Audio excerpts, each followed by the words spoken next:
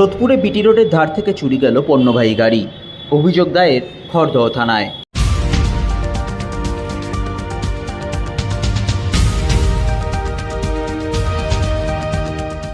সোদপুর ১ নম্বর town কলোনির গেটের সামনে বিটি রোডের ওপর দাঁড় করানো থাকে পণ্যবাহী গাড়ি, সার্ভিস রোডের ওপর। সেই গাড়ি রাতের অন্ধকারে চুরি গেল বিটি রোডের ওপর থেকে। গোটা ঘটনা ধরা পড়ে স্থানীয় একটি দোকানে থাকা সিসিটিভি ক্যামেরায়, যেখানে এক ব্যক্তিকে মুখে তোয়ালে জড়িয়ে মাথায় টুপি দিয়ে এসে গাড়িটি নিয়ে বের হতে দেখা যায়। বিষয়টি নজরে আসতেই খড়দহ থানায় লিখিত অভিযোগ দায়ের করা হয় গাড়ির মালিকের পক্ষ থেকে।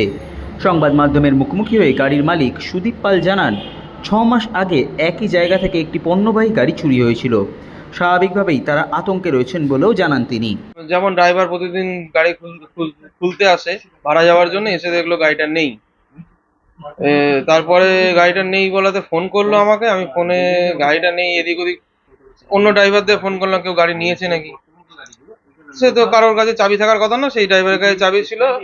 আমি সিসিটিভি চেক করলাম, নিজস্ব দোকানে সিসিটিভি লাগানো আছে, চেক করলাম, দেখলাম রাত্রি 2:10 নাগাদ গাড়িটা নিয়ে বেরিয়ে যাচ্ছে।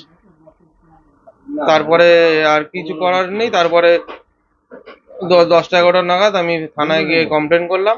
অফিসাররা এলেন, দেখলেন, আবার রিপিট, আবার 2-3বার করে ওনারা এসছেন।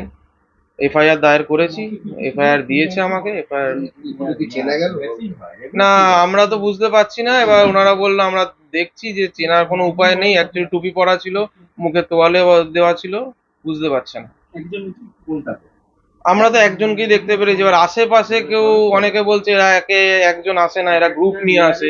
আশেপাশে কোনো জায়গায় কোনো গ্রুপে কেউ দাঁড়িয়ে ছিল কিনা। 6 মাস আগে একটা গাড়ি চুরি হয়েছে সোদপুর স্ট্যান্ড থেকে, এইখান থেকে গেট স্ট্যান্ডের সামনে থেকে, ঠিক তার মুখের সামনে আরো ট্রাফিক মোড়ের কাছাকাছি এসে একটা গাড়ি চুরি হলো। অবশ্যই আতঙ্কিত আমরা। 6 মাসের মধ্যে 2টো গাড়ি চুরি, আমরা কিভাবে ব্যবসা করব? আমাদের গাড়ির মানে গাড়ির ওপরই রুটি রুজি সবই ওখানে ওইভাবেই চলে। এবার প্রশাসনের ওপর ভরসা রেখেছি, তারা কি করতে পারে জানি না।